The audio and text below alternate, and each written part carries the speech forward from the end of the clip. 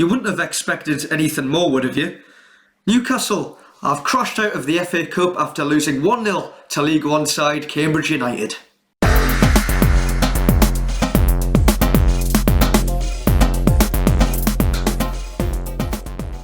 Well, it's a new year, we might have new owners, we've become the richest club in the world, but one thing hasn't changed, is that Newcastle United will always be Newcastle United. We're out of the FA Cup after we exited in the first round of the Carabao Cup earlier this year. We're now out of the FA Cup in the third round after losing 1-0 to Cambridge United, who are 16th in League One. Joe Ironside, who you ask? Well, he's the one who's made sure Newcastle are out of the competition. Now, Newcastle started a very strong starting 11. They had star players in there like Alan St-Maximin. Joe Linton's been playing well recently. This was a strong team, but there was one thing that was missing, a centre forward. Obviously, Callum Wilson's injured. He's going to be out for the next 8 weeks. There was no sign of Dwight Gale. He wasn't in on the bench nor the starting 11.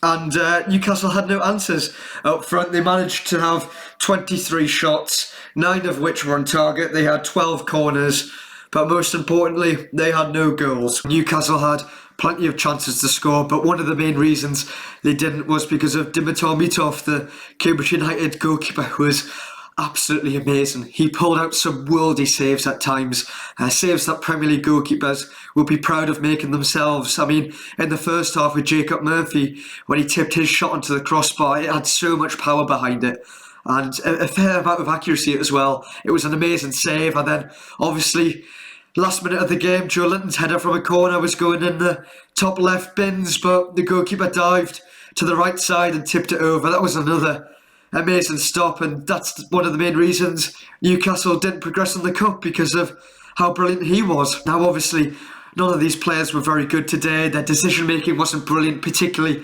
Alan St-Maximin. He held the ball too long, which we've seen quite a lot of in recent weeks, and he didn't make the right passes, and yeah, he wasn't great, and nor were the rest of the players. But also people will be wondering how Kieran Trippier got on his debut, and the answer, to be honest, is not brilliantly.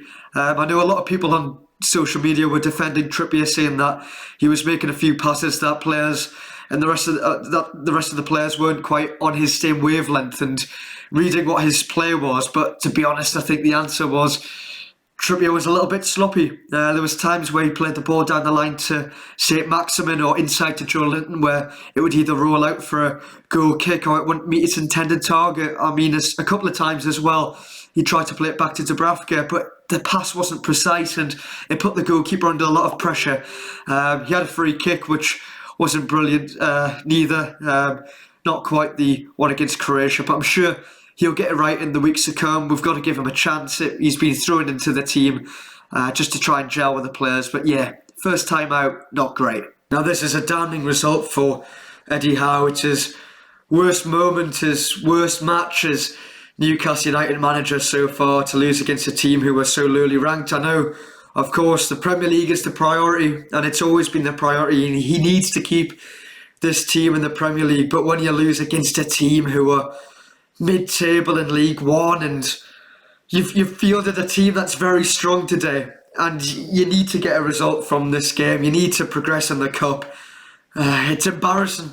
And it's nothing more than embarrassing. It's embarrassing for Eddie Howe and the players, and you have to fear for the confidence of the team now. The confidence of this team was already rock bottom, but we've had a good week. The signing of Kieran Trippier was a real statement. Everyone's been excited about bringing him in, and not only getting Trippier in, the talks of other players, the likes of Sven Botman, have got everybody excited and inspired to watch Newcastle again and hopeful about the future. We've also had, in the last couple of weeks, the team haven't played, and the games against Southampton and Everton have been postponed, and people have been excited it's 2 bites of the cherry that we get again to play these games, because we're going to have new signings and we're going to have more of a chance against these two sides. But after losing against Cambridge, it doesn't really give you much hope about those games or the Watford game coming up anyway.